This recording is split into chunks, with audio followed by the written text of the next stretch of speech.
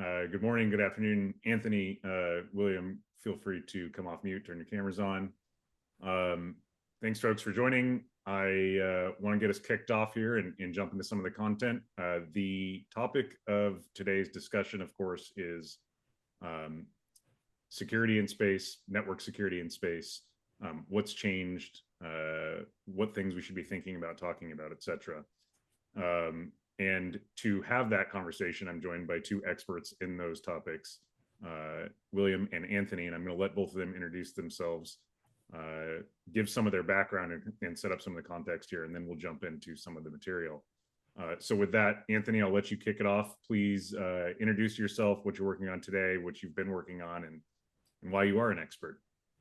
Yeah, so I've been in cybersecurity and space systems for over 22 years. Got my start working as an administrator for GPS command and control, and then moved on to helping Maxar and several other companies with their constellations. Great, thank you. And then William, turn it over to you. Would love to hear about your background and how you got into this environment. I got the call that there was a position available at NASA Ames when I was, I forget, first, second, third year of law school. And at that time, I was like, I didn't even know there was a NASA facility nearby. So I took that call. I went there, and it was, I mean, we could start the story by talking about, running into some of the luminaries from NASA's history on my first day. But I started at NASA, and I started in the general counsel's office before moving over to the CIO's office, where I got my first look at how a lot of these systems were built historically at that moment, and what they were thinking about doing in the future. I spent some time working on building private cloud computing environments while at NASA, and then after. And then most recently, probably most germane to this conversation, I spent about a decade working at a small company, at least at the time it was small, called Planet Labs, building small satellites, smaller than Maxar satellites. You can see much smaller, in fact. But I started there about employee number 70. And so from inception, essentially, up until it became a publicly traded interest, designing the systems, infrastructure, security, and networking. And now, as co-founder and CEO of Bowtie, taking some of the ideas from that history of experience, finding that there needed to be a better path forward, building that with the Bowtie product. Thank you. And I think maybe most folks would know this, but Maxar and Planet technically friends, competitors, yeah. Colleagues in spirit. Similar objective, shall we say? Similar objective. Would you say that, kind of given that experience and background, do you think that there is strong communication about these challenges within the space? I mean, you two would have presumably overlapped at conferences or even conversations in general. Do you think that this industry is good at sharing security threats, challenges, how to go about these things? William, I'll let you answer that first. My reaction to that is that it's difficult to share secrets, and in a large, for a large perspective, like a large portion of the industry, these things are viewed as a secret and held tight to the chest. However, at the same time, during my time there, there was a concerted effort on the part of many individuals, organizations, and what I called new space companies to band together. And we have common concerns, we have common objectives. What commonality can we share so that we are all better off? And what you can see the joviality between Anthony and myself. When I see him, I don't see Maxar's logo. I see a colleague in arms, right? Like, we are both trying to solve for the same circumstances. So there was a wonderful push and desire to share and be more inclusive. For example, while I was there at Planet Labs, the Space ISAC was created, an ISAC specifically dedicated for the space industry. And that was just starting. It's gotten much more mature now, a lot of involvement. But it's still like there's inherent tension. Like, these things are our things, but then they're also like my friends' things, and trying to be together and also apart. That's how it goes. Anthony, what do you think? Yeah, so I would agree with that. It's an interesting situation you have, because in space you have like three different types of entities working in space. You have the commercial side, you have the commercial that works with the government side, which ends up being classified more than most.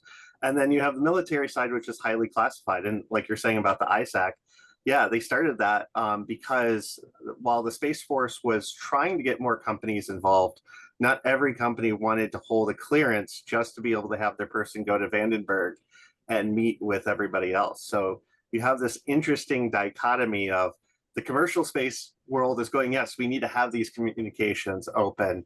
And then companies like Max Iron Planet going, all right, well, we have to open up private channels between each other because there's other threats that sit outside of the normal purview of a space communication satellite. You know, once you get into constellations, it's a whole different ballgame of security and a whole different ballgame of playing with all the other players around the world. Right. That makes sense. And so, you know, with that, let's jump into some actual, I would say, focused conversation about these topics. While our theme and focus is space, you know, I think that a lot of these things would be true of any company, whether you're in a financial services organization or any sort of organization that is subject to regulation and concerned about sharing data, concerned about cyber threats. It really shouldn't be only space that, you know, strives for the best possible security.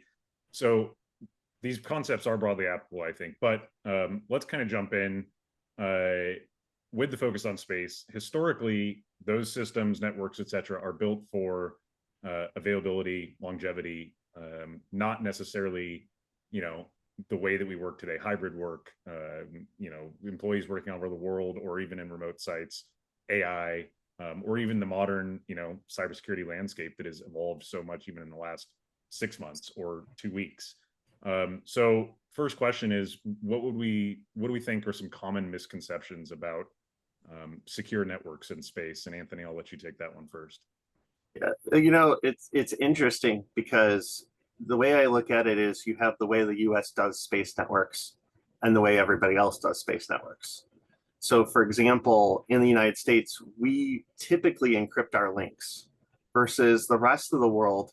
ESA is a great example of this. They don't.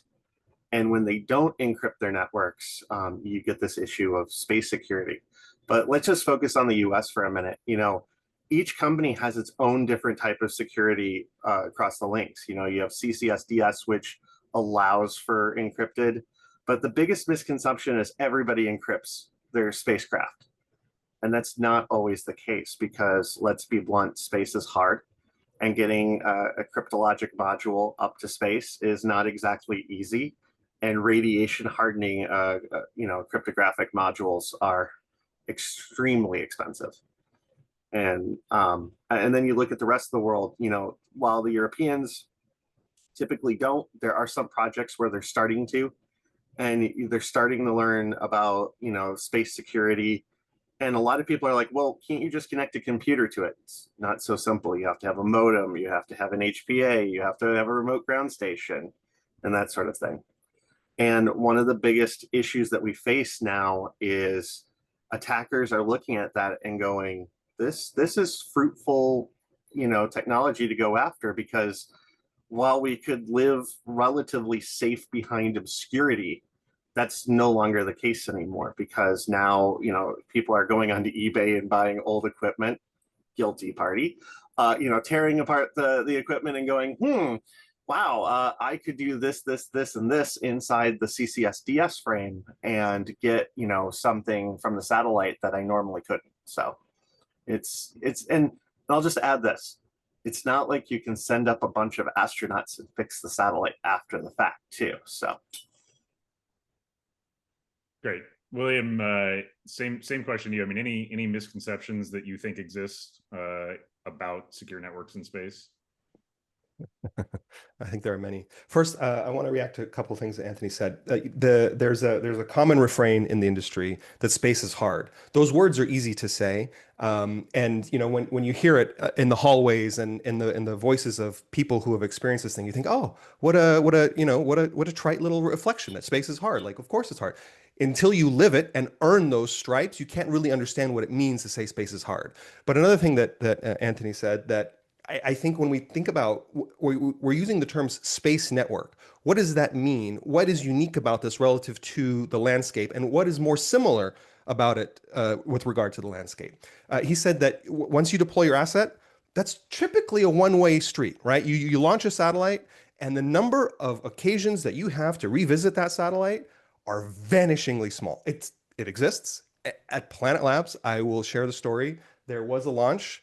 Satellites that were meant to only go up and then burn up in the atmosphere, at least on one occasion, it may have happened more than once, came back to the Earth. And so we could see it again, right? And touch it, which is like, when that happened, it was mind-blowing. I think that spacecraft was in the Smithsonian for a short period of time, if it's not still there.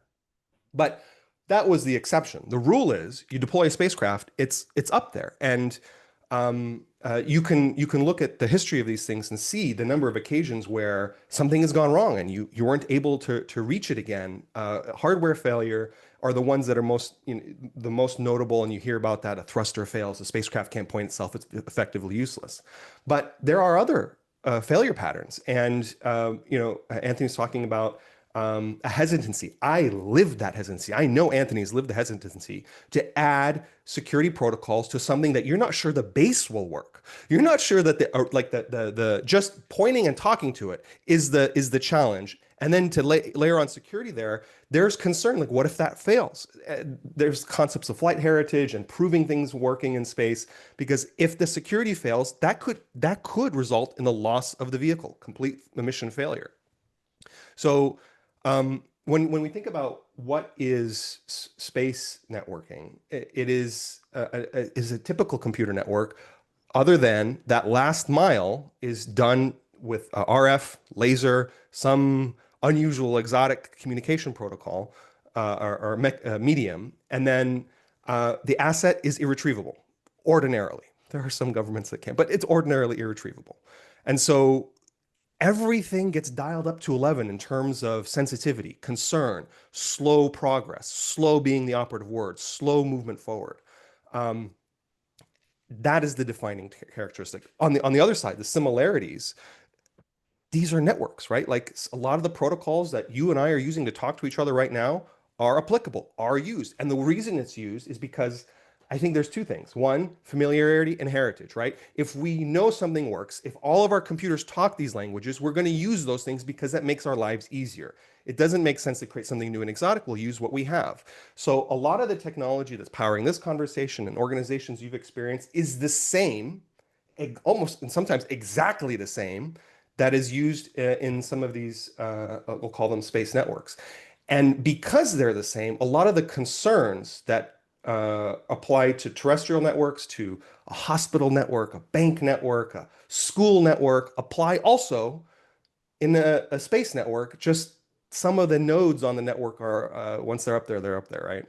And so the misconceptions, I would say, perhaps depending on your experience with the industry, you maybe fall across two lines. One is to say, when you think of a space network, you think, man, that's exotic. That's probably really well protected. It's probably got like next generation future stuff in there to make sure that it works well. That's one probably conception. The other conception, which I think is closer to the fact, is, man, that thing is wide open. There's nothing in there that's protecting something from going in and messing things up. The truth is always somewhere in the middle. And I think depending on the system, depending on the mission, it's on a spectrum. And certainly there are forces that are trying to move it towards that future hard, secure system. But in practicality and reality, all systems start small, they start adding value. And I think it's closer. I think it's closer to the wide open, wild, wild west than it is to this dream science fiction bulletproof thing. That's my perception. Anthony, I'd love to hear your reaction to that. Yeah, I'll just add one other thing. Another colloquialism is spacecraft are the most passive aggressive technology you will ever meet. You can do something wrong and they won't tell you why, and it's your job to figure it out in order to do it. But just to add on to it, one of the things that even when I was launching or helping launch the Worldview Legions was, do we know this is going to work? And you hear that thing, flight heritage, all the time. And one of the interesting things that we had to deal with was these receivers that we were putting on board. It had never been installed on a US satellite before. And you're going, will this work? Will this not work? Am I taking a gamble here? But the other big misconception is everybody's like, well, everybody has their own satellite dishes. Everybody has their own ground stations. That is not true. Yeah, there is maybe 5 companies in the world that do these remote ground stations. And like you were saying, you know, it's very wide open because they have to be interoperable with so many different things. You know, one of the interesting parts is, you know, look at the spacecraft that Maxar ran and Planet ran. And you'll find that there were amazing similarities between the 2 spacecraft. In fact, it's not a far-fetched to say that you could probably run Worldview on Planet's control systems and vice versa, because it was so standardized. We would personally prefer technology we would pick off the shelf. One of the other interesting concepts, though, to space networking, which I don't think anybody realizes, is the last mile is often the trickiest, because, you know, to the average consumer, it's, well, don't you just point an antenna at it and get the signal? No, that's not how it works. You have polarity, you have, you know, frequency shifts, you have the ionosphere that's going to screw with you between 6 p.m. and 6 a.m. every morning. You know, like when it just something simple, Anthony. Those are exotic. Something pointing at it. Yeah, just right, like it's moving. Yeah. You gotta keep your eyes on that thing as it's flying overhead. Well, a great example of that is like, I used to go up to Norway to KSAT, and you'd see these big dishes in Tromsø. And the interesting part is, as it's tracking across the horizon, it gets straight up in the air. And when it's at noon dead center, the whole satellite dish has to rotate 180 degrees to get to the other side. And you should see how fast that moves. But the crazy part is, especially when you're launching a new satellite, or even a satellite that's frankly not doing great with its, you know, its reaction wheels, is just keeping your 2 antennas aligned, because they have to be perfectly aligned between each other through the entire conversation. And one of the other interesting things that we've had happen, and this is a great, you know, misconception. Oh, well, once you're pointing to it, you're 100% fine. No, you're not. Some guy can go past the building with an FM transmitter that's not properly tuned, and just, there goes your link. And you don't know why until the next contact. And now you're sitting here going, well, it works in Norway, but why doesn't it work at this other part of the world? Wait a minute, I can't catch it here. Is it the satellite? Is it the dish? Is it the ground equipment? Is it my crypto devices? Is it my modems that I have? Is it, and it just, for most security and spacecraft professionals, you're sitting there just in this whirlwind of, oh my God, what did I do? What fresh hell did I unleash on myself? But just to add to that, the other fun one that nobody realizes is another spacecraft going past you can also do it. And it's that last mile that's so tricky to secure. Yeah. A great example of this is most spacecraft, they'll do something that's called a failback, where they go, I'm encrypted for so many hours, so many days, so many weeks. And then after that, I will go unencrypted to see it, because I haven't heard from my person at the ground. I'll go unencrypted to see. And you get this issue of all the security guys around the planet are shuddering when they hear this word of, wait a minute, you have to go unencrypted. Chances are your crypto device could have burned out in orbit, and you lose those connections in the actual spacecraft. Another great example was a spacecraft where somebody, I can't say which spacecraft it was, but I can tell you somebody forgot to plug in one of the serial ports between the ComSec device and the control board. So when they went to go push up a new key and they switched over, it didn't work. And then they had to switch back to the old key, and they were like, wait a minute, we changed the key. And somebody literally said in the mission control, hey, Rob, did you forget to plug in that port? And you just see the person hang their head low at the console. That's wild. Yeah. Unbelievable, so because these things happen. Yeah. No, I mean, so I think that's a great setting of the stage. I mean, they're very different environments and networks than the everyday systems that just, regular tech companies or something along those lines deal with. So using that stage in that foundation, one of the things that we wanted to cover today is zero trust in space. Zero trust networking, zero trust architecture is a real concept, but unfortunately a really abused industry buzzword in security, and touches networking deeply. And so I think want to do this in two parts. William, if you could maybe just cover what zero trust networking and zero trust architecture means, just at a broad level, forget the space context. What does that mean to you? And then let's go with a follow-up question after that.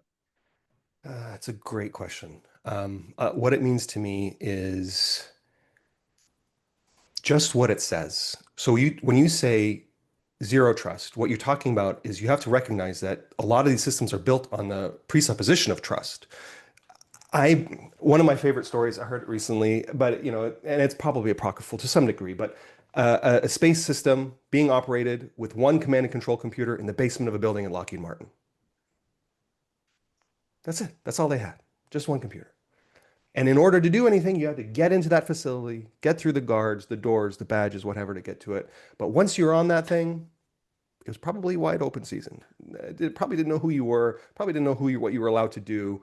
And if you extract from that example, this idea of trust, that there is this place that is protected.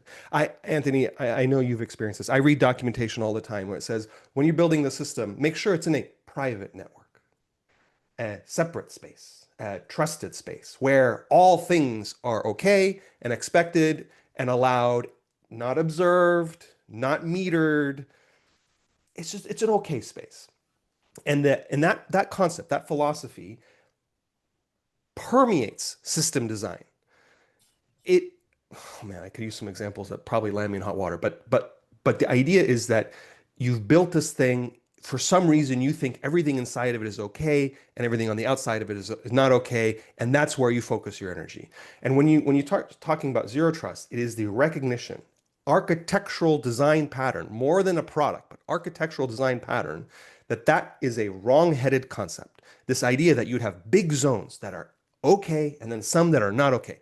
It is not okay on any segment of the system. Every link has to be authenticated, authorized, understood, observed, metered, such that the system is not composed upon multiple trust layers that could fall in on themselves. It's composed upon, to use the term zero trust, trust is eliminated from the system, and it is operating with intentionality. One of the terms from Linux security is mandatory access control. Everything is allowed or not allowed intentionally. And I'll tell you, it's the hard way to do it. In order for you to put that much effort into every component of the system means that it's the slow, expensive way, ordinarily. There are some products like Bowtie that try to make it easier, but the idea is we typically don't build systems this way because it's hard to do it this way. It's expensive to do it this way. There are some potential downside risks. Anthony mentioned them. If you don't correctly architect every aspect of the component, it could fail because the COM port isn't plugged in. You can't update the keys. And now mission risk is high. The whole overall system could fail, particularly for systems where you cannot reach it and plug it in easily, whereas that's typically the case on the ground. So it's this idea of intentionality, of being very focused with the design to say that these things are understood and allowed, and only those things that are understood and allowed may go forward. It's a design philosophy, as I said, that is not typically adhered to because it's slow and scary and hard. You have to understand, when systems are built, they're built small. They start small and then they grow. And typically when you're starting to build a new system, there's no value in it yet. And so you don't really need to go crazy with the security. Then the system starts producing some type of value. And then you're like, now I need to lock it down and secure it. But typically it's too late and it's expensive to change and people are afraid of change. And so that's why you have these systems that everyone understands. Nobody wants to do business based on trust, wink and a nod and a handshake to hope that it'll be able to do the right thing. You want to have these security guarantees, but then installing them is not trivial. And so this is where we have the divide. Everybody knows what should be done, but then actually affecting it it's not usually a flick of a light switch. That's a great transition to the follow-up question to this, which is, so I think we've talked a lot about the challenges and want to keep the answers here somewhat brief so that we can move on to like some actionable items for folks that are listening now or later on down the road. But obviously doing this in space is hard, but what are some real world barriers that exist to getting it done at a space company? Especially as you think about employees, users of these systems, the actual networks themselves and how they're constructed. Maybe just a few classic barriers just from both of you. William, I'll give it to you first, and then Anthony, respond and add your own, please. Fear, uncertainty, and doubt. I know this because I did it. I lived it. I introduced zero trust principles into Planet Labs before I knew what zero trust meant. And the main objection was, how is this going to impact me? How is this going to impact my workflow? Are you telling me I can't get my job done? Are you increasing the risk that I will not be able to get my job done? Fear, uncertainty, and doubt, organizationally, technically, those two things working together creates inhibition and resistance. That's my view, fear, uncertainty, and doubt.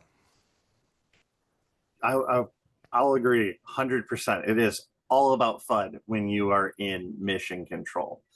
A great example is just loading something on one of their workstations.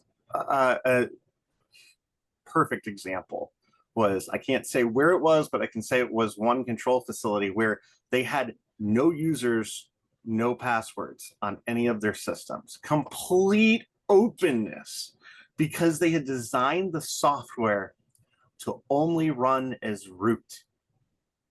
And when they introduced CrowdStrike, even though it was completely disconnected from the internet, when they introduced CrowdStrike, suddenly their entire mission operations center came to a crumbling halt for 16 hours. And yeah, and here's the thing. The trust was given based upon the computer that was at a certain desk, on a certain port, in a certain switch. There was no concept of zero trust. Whereas where you're going with zero trust is you're saying every connection, every command must be authenticated, must be, does this person have this right to do this at this time on the satellite? Most satellites don't have this access control list protocol. It's very expensive, very hard. You maybe only have 2 or 3 megabytes on the satellite that you can program, consistently program. And now you're doing this at the ground station and you're saying, okay, everything up to this device, I cannot trust. So therefore I must make that device figure out, is Will who he says he is? Does he have the correct PKI card inserted into the terminal? And where you get a lot of pushback from people is, what happens if everything goes to hell? And I can't log in and I need to get a command up to the satellite in the next 15 minutes or the spacecraft's going to go collide with somebody. That's right. And it's not just mission, like, the worst case scenario is loss of mission, right? Loss of vehicle. That's the worst case scenario. But there are several degrees below that are equally bad. Loss of revenue, loss of order fulfillment. Those are really bad things, not devastating or catastrophic in the sense of loss of vehicle, but still things that need to be guarded against because these are businesses. They need to continue to deliver on their mission. And so any new introduction into a working system that threatens that in the name of what? That's become. I'm gonna verbalize it this way. I hope the audience will forgive me. But when we Anthony, myself, come to them and say we need to improve the security of the system, the question is, for why? For why should we do this? What is the risk? We've never been hacked. Why would we be concerned about being hacked now? There's good reasons to discuss motivations and opportunity of attackers, but the point is fear, uncertainty, and doubt. And I'll just add one thing to that is what most people's headspace are in the spacecraft world is, why do I need to worry about it? We're all cleared here. Oh, yes. The bubble inside is good. It's clean inside the house. Why should we concern ourselves? Exactly. And it's very hard to get them to move that next step until an attack or a hack occurs. And once the hack occurs, the damage is severe. But if you're lucky enough that you get to recover the space vehicle, you get to recover your asset, the amount that it swings the other way That's is right. huge. The And for overcorrection, most yeah. companies, it can be either, fulfilling or career ending. Yeah. And for most of the companies that have had a either in space event or an on ground event, it is catastrophic. Um, like I said, we can't name who, it'll land us in hot water, but there was a satellite network facility that was attacked, and the loss of trust Yeah, the reputation was damage, yeah. immense. Yeah. I can tell you this: half of their customer base was there auditing their systems. That's the only way they got to keep their head on straight. But the issue for space systems, and I say this for the future, is it is no longer a kid in a garage that is the issue at play anymore. It is nation state actors. And we've seen it over the last 3 years get considerably worse for those. And that's why, like, you'll hear me say it: zero trust networking, zero trust authentication, zero trust communications is going to be the hallmark of making sure the spacecraft industry, at least in this country, can last another 50 years. Great. So needless to say, I think the summary there is exceptionally challenging. So if let's maybe run through a little bit of an exercise here. You imagine yourself at a newer space company. You are building these networks and security tools from scratch. What would you not do the same way as before? And when I say before, I mean both in your personal experiences, but just in commonly accepted practices throughout the industry. What would you not do before? Anthony, I'll turn that over to you first. Coming after working at an incredibly small space company, I can tell you the biggest thing is not applying the same mentality that the large space customers do, like Boeing, Lockheed Martin, Northrop Grumman, TRW are great examples of this.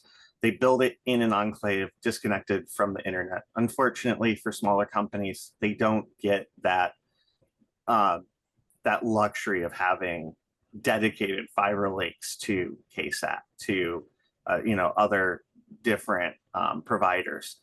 And the thing is, they're going to have to be internet connected. And the first thing I would say is, even at the ground control level, you are putting in authentication, you're putting in network controls, you're putting in firewalls, you're making sure that in order for each device to actually talk on the Space Command network, it's being authenticated into that network and does not sit just unilaterally on that network and has, all this access. No, the biggest thing I can say I've started doing is the machine is not authorized on the network until the user logs in and shows a modicum of evidence that they're authorized. Which should not be a radical statement. It should not be a radical statement. It should be table stakes. Mm-hmm. I believe my answer to that question, looking back on it, is I think a version of what Anthony said, which is to say, I would have far less tolerance for an open state of operation much sooner. Anthony's right. Going all the way to head buried in the sand is not the right answer. Over-indexing is not the right answer. But the fact of the matter is there are technologies that are available today that are hardened, production ready, easy to use, that weren't when, the Planet Labs network was built from day one. And reaching for those, putting them in products like Bowtie that you can build on top of, that do what Anthony said. It tells you who the user is. It performs a profile of where they're coming from, what they're using, and then connects them to everything they need and only what they need with no drama, no overhead. When you have that available, why would you not use it from the beginning? I did not have it available to me when I started. If it was available, I was not aware of it, but I'm pretty sure these things were not just quick, easy off the shelf. I built the network at Planet Labs like I saw the network at NASA being built. And the NASA network, I mean, it's so old, man. And I say that with love to my NASA colleagues, with respect, with reverence. To say that it's old is not a bad thing, it's a good thing. These are the people that, landed on the moon, and all of the missions since then that have enhanced our understanding of the universe. They did what the best they could with what they had at the time. And what I'm saying is today, starting today, the tools that we have available to us are much better than they were in the past. And if I were to do it over again, I would use them earlier in the process, because rebuilding is hard, expensive. You run into that FUD wall, and man, sometimes you gotta throw your body at that FUD wall a couple of times before you start peeking through the other side. And for why? They say, for why should we enhance the security of the system? For why should we struggle to enhance the security of the system if the tools are available to build right from the ground up? And I'll just throw something in there. What you notice in space systems, and a great example of this is people have started building their own command and control systems because solutions like OS Comet, other solutions like the Europeans are making don't allow for that zero trust. And an interesting thing was there was this company that came on the scene and they went, we want to do security all the way down. And literally the counterpart company went, no, it's too hard. And they literally spent 2 years throwing themselves at the FUD wall just to break through partially the other side. And what you see too is a great example of this is one project I was working on. They said, well, we'll just use RabbitMQ to stream all the telemetry through, even though there were 12 good products that would have done it well better and it would have been more secure. And I said, well, why use Rabbit? And they're like, oh, well, we've used that before. Well, why not, why not this other technology, which they did end up eventually moving to. And they said, oh, because it's too scary. It could fail on us at the last minute. And you see a lot of that with that FUD. And I'll just say it out there. Products like Bowtie, other products that, ensure that you have correct authentication with either public trust or X509 or anything like that. That's huge in the space industry. And it's literally what I tell most of the companies I work with today is it's the difference, using Bowtie, using zero trust networking is the difference between being in business for 50 years and being in business for 2. Well said. Well said. And so, William, you kind of mentioned in your answer this idea that there is a lot of this pushback. Why should we do it? And then the challenges of if you are an existing space company, you've already got this entire setup. Maybe you're operating a hub and spoke model as a fairly traditional network. So what would you say are like some quick wins that an existing space company could do today to impact their network security or their overall security posture? Things that could be done that are practical without having to, rebuild from the ground up. Yeah. For those listening, they may think this is self-serving, but it's born out of lived experience, and this is why we're doing what we're doing. What I found to be most effective was the approach of an overlay. So if you have an existing network that has been running for some time, but it is, based on large segments of trust, you're in this place at this time, you're okay to go wide open. It is really hard to rebuild that. In fact, my own experience, it doesn't happen, won't happen. The funding isn't there, the budget, the cycle, the risk, the mission lockdown, the time between mission flight freeze A and flight freeze B is insufficient for a complete reimagination of the entire system. So it won't happen. That doesn't mean that you stop. That doesn't mean that you give up. The approach that has worked for me and is the basis of the Bowtie product is an overlay. You say you don't throw away the existing system. It would be foolish to do so, but you can layer on top of it. And you can do so in a pretty quick way. The deployment of an overlay network on top of an underlay network does not break or disrupt the underlay network's operational model, so it can continue providing value. And then you shift users over from the underlay to the overlay. Access continues to flow, but as part of that shift, you gain awareness of who's accessing which components of the system, when, for how long, from where, under what circumstances. You can start creating authorization models where you say, yes, that's okay. We want you to do your job. No one is trying to slow you down. But if you spend all of your time talking to system A and B and have nothing to do with Z and X, why should your system continually allow you to Z and X? You become a vector, a threat to Z and X. We can make it such that you continue to do your work uninterrupted while reducing the threat surface area for the organization at the same time, such that if any device as part of the network, because another thing that we talked early about misconceptions, one that I'll add on is that a space network is composed of only space devices. Anthony, how many times have you seen the staging network connected to the production network? Just in general, as a concept, the bridge that should never be. Oh, but we can't get rid of it. If we do, everything will fail, right? That story is not a space unique situation.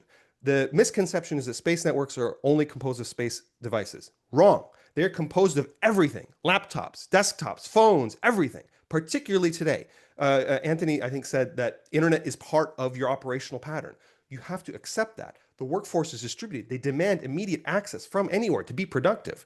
I live that. Anthony's lived it. It's reality. You can't bury your head in the sand. But what you can do is use advances in technology, architectural approaches, the zero trust concept applied to overlay networks, such that you can enable your workforce and reduce your threat surface area at the same time.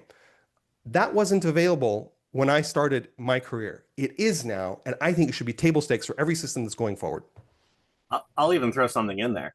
When we were just launching Worldview, the manufacturer had to leave their actual manufacturing floor crash cart connected to the actual production network to be able to decode the telemetry they needed to be able to guarantee life of the spacecraft.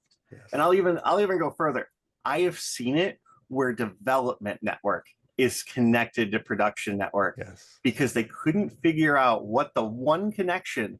They'd spent months, and I mean hundreds of thousands of dollars in experts, networking experts. They had Cisco out there trying to figure out what this one TCP connection was coming from. And what they found out was one developer had tied it to their Cisco phone because they needed a processor that was on the Cisco phone that was close enough to the spacecraft to do his work. And you see this problem continually.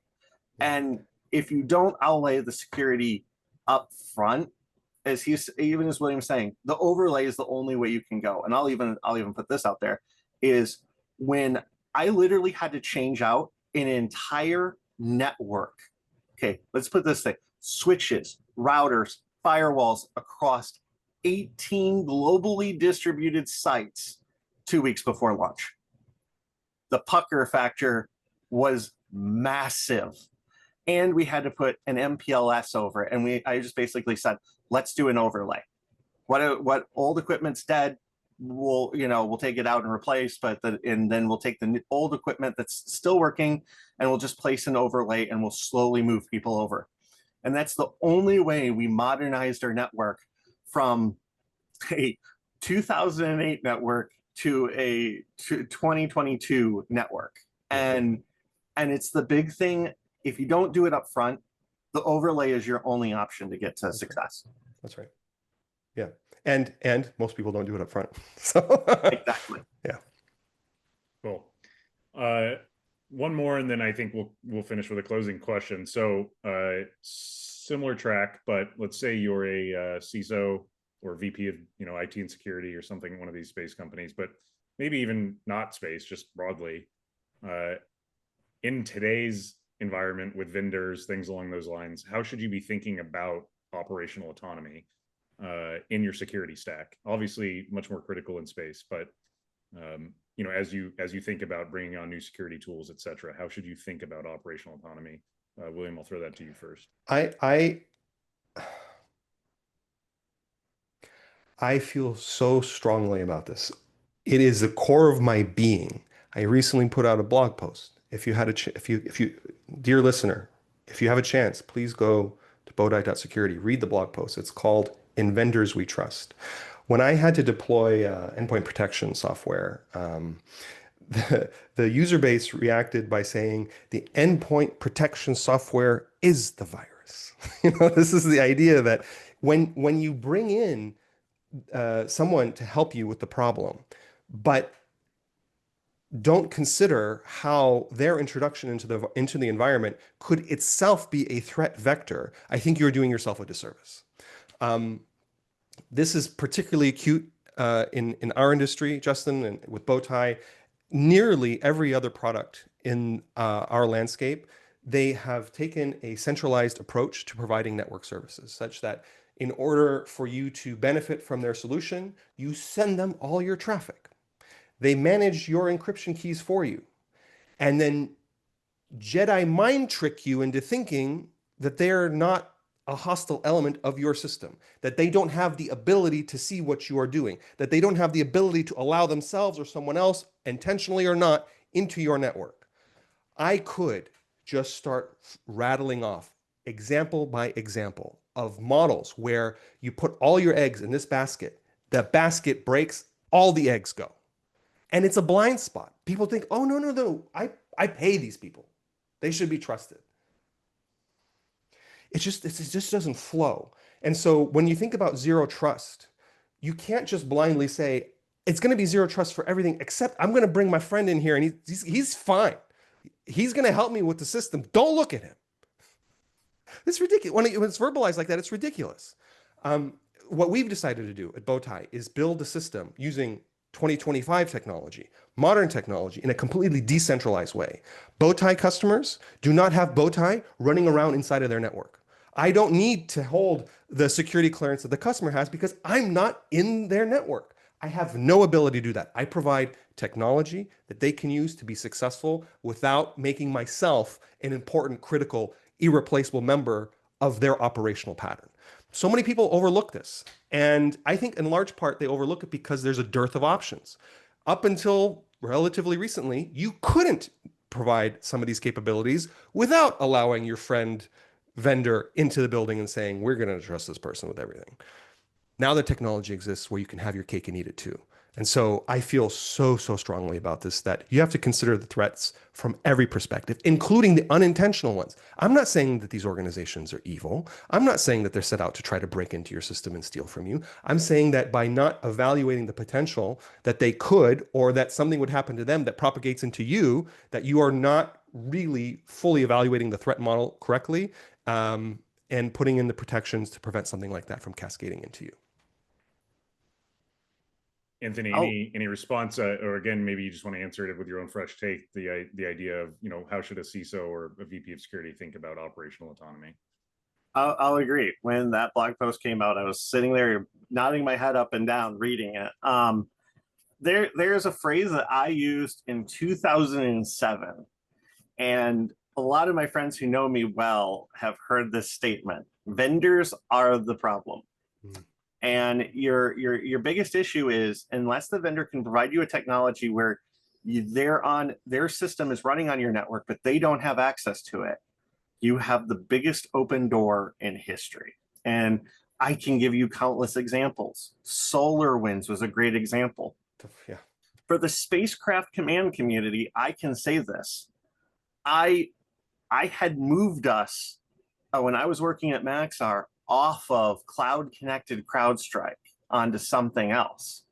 And it was 2 weeks before CrowdStrike happened that we had done it. And the Mission Operations Center stayed up during the whole entire saga of this happening, because we had said, okay, if we're going to get a vendor in, the vendor has to put their software or their hardware on our network. And we are the ones that own that and control that. And if their support needs to happen, we talk with the vendor. And like when I first met William and you, Justin, my biggest question was, is it hosted on the cloud? And you guys are like, no, it's not. And that's the big thing for a lot of vendors. I think for a lot of people, supply chain attacks and breaking that chain of trust is where most of your state-sponsored, most of your bad actors live, and they're living for that moment. So what do we have to do? We have to say, okay, decentralized technology is the way to go, because centralized, it was too easy to break that wall down. And I'll give a relatively interesting hot take on this, is how many more SolarWinds, CrowdStrikes, and others have to happen before we as security people say enough is enough. And I had one CISO say, well, welcome to the brave new world, Anthony, everything's cloud connected. And it was that same person that came back to me after CrowdStrike occurred and went, all right, what's your hot take on this decentralization? I need to know it now. And this is the thing for the future. We keep going to this cloud, whether it was cloud, mainframe, we keep going from decentralized to centralized and centralized to decentralized. It's a cycle. The big thing for spacecraft community, which we've all been screaming for years, is we have to be decentralized. You know, like William and I, we can talk about satellites till we're blue in the face, and we love sharing, you know, what we know and how we know this. And at the same stroke of the pen, Planet's control network is not the same as Maxar's, is not the same as you know, Privateer or other companies. They're decentralized for a reason, and it works. And I can tell you this after coming out of working for the Air Force, now the Space Force, is every mission they had was decentralized because there was this FUD, and rightfully planted so, that one centralized system could bring it all down. Yeah, great. Thank you. All right, so we only have a few minutes left. I want to close out with a question that's could probably have its own hour dedicated to it, but we'll try to keep the answers here brief. Let's fast as what we're in 2025 now, so let's fast forward to 2030. What do we think the standard space security, or let me rephrase it. Let me ask it a different way. What's in the standard space security stack that's not in there today in 2030? Anthony, I'll turn that over to you. And again, please, a little brief, just because we're almost at the end. Yeah, it's not going to be the technology. It's going to be the amount of spacecraft we have in space. By 2020, or, you know, by 2030, we will see a huge increase, and that is, with space security, is going to come RF overlap, satellites potentially colliding. That is a huge thing for anyone launching spacecraft in 2030 and beyond. Yeah, the volume, I mean, even if you, so we talk about 5 years forward, if you just look 5 years, 10 years back, the volume of these missions, the size of these missions, it eclipses essentially all of previous effort up until that point. And so the surface area is getting larger. These ideas of trust really need to be vanquished from the system, because there have been examples. Anthony's mentioned them. I have been maybe less forward with the details, but these things are happening. And the response has to be that we have to treat these systems not as exotic particles, but systems that must be from the ground up engineered to be secure, locked down. Their technology exists now, and in 5 years from now should be widely deployed and the baseline package to control every segment of it, to enable the workforce to work from wherever they need to be. And frankly, that decentralized model, I think, is important to maintain the autonomy of these systems, maintain the availability of the systems. The failure of one does not cascade into another. It's hard to predict the future, but I think that the current design patterns that we know are the right answer will be much better rooted into the heart of these systems. And it is my hope, I want to take the optimistic view, that we will have improved 5 years down the road. Wonderful. All right, with that, we will close it out. I want to thank you both for the time and the insights today. We will be sure to share this with folks afterwards. And I think we've got a lot of good nuggets here. So thank you again, both. And we'll talk soon. Bye. See you. Thank you. Thanks.